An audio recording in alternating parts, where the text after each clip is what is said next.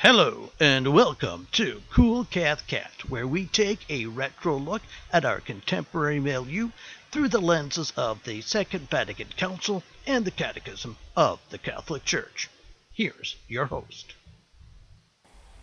Peace, people. Check this out. The most anti-trinitarian verse in the Bible, and with a challenge to boot. Joey, what are you doing? Hey there, brother.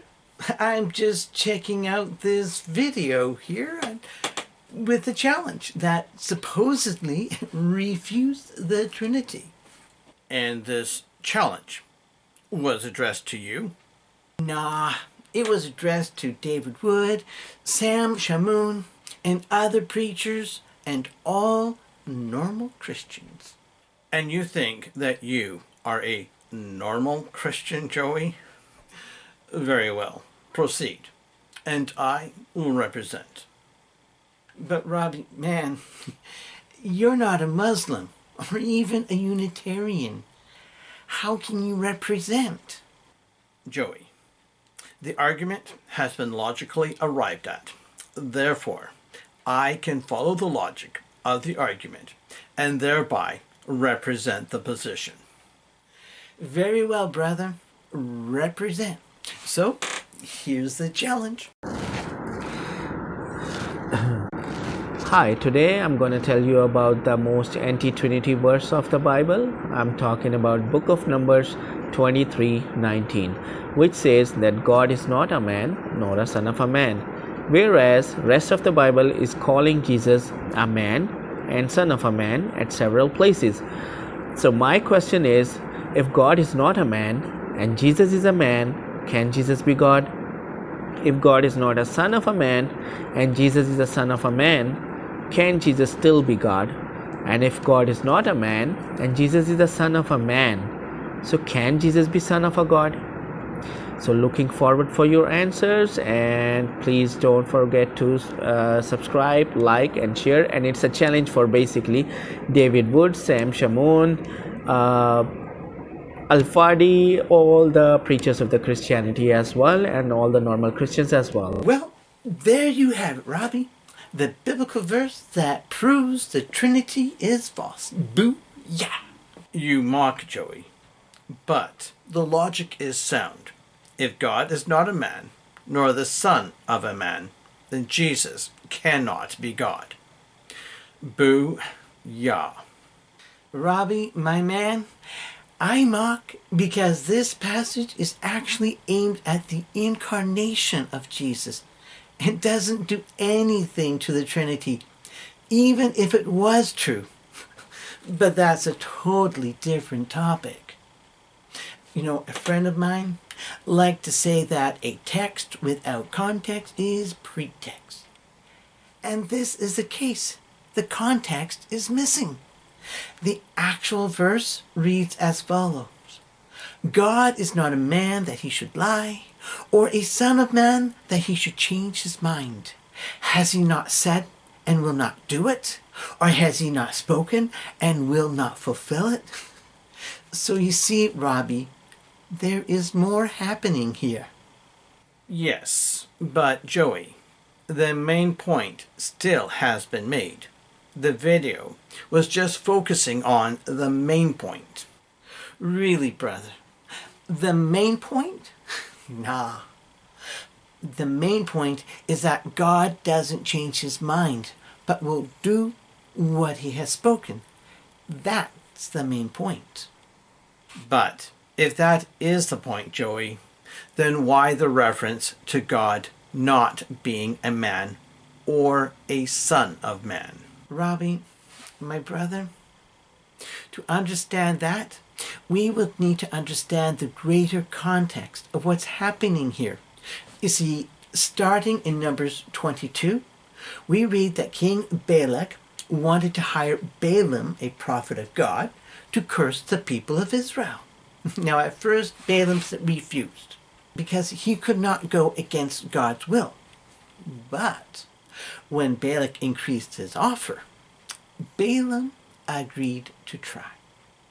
But this means that Balaam would have to appease God in order to persuade God to curse Israel instead of blessing them. And that was the reason for the offerings that Balaam had Balak make. So, when God says that he isn't a man or a son of man, he's really referring to Balaam, who was enticed to change his mind and is now trying to entice God to change his mind. So the reference is speaking to the current situation and isn't meant to be a definitive statement about the nature of God, but it does speak to God's character.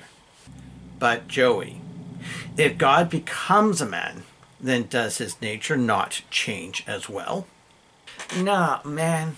When Jesus, the second person of the Trinity, becomes man, he takes on a human nature. The divine nature doesn't change into a human nature. I do not follow your logic, Joey. Please explain. Well, it's like this. You're bald, right? Yes. Okay.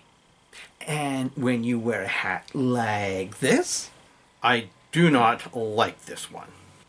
Okay. How about this one? I do not like this one either.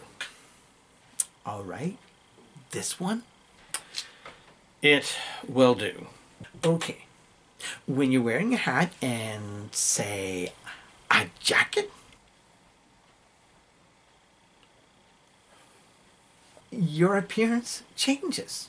There is an apparent change. Funny. I get it. Ha. Ha.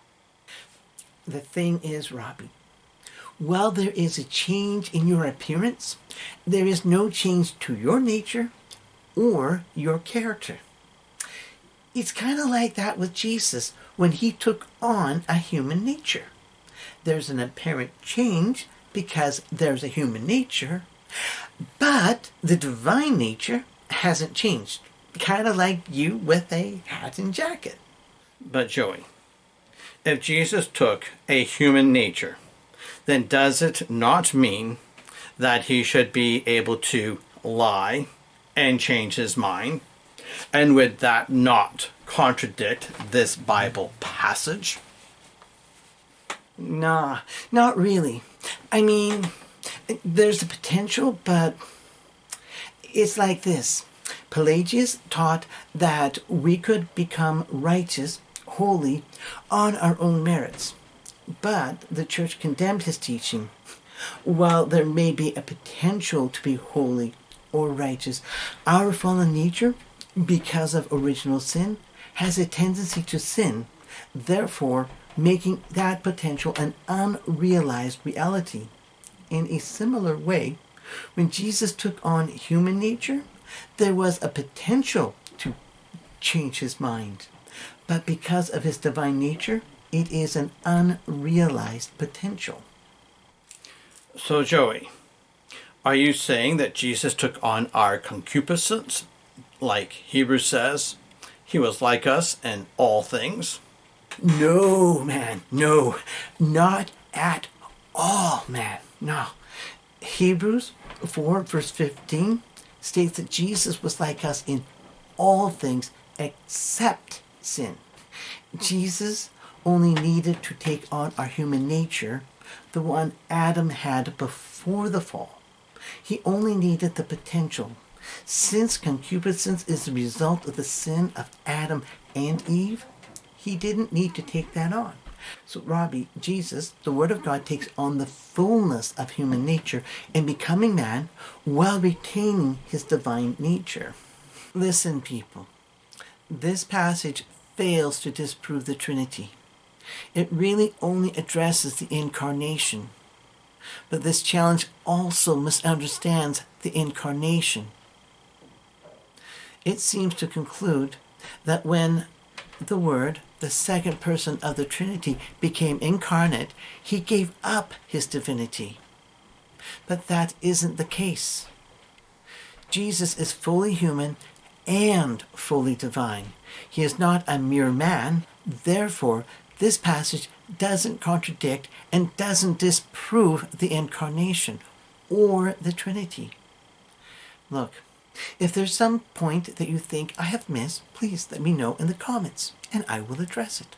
Till then, peace.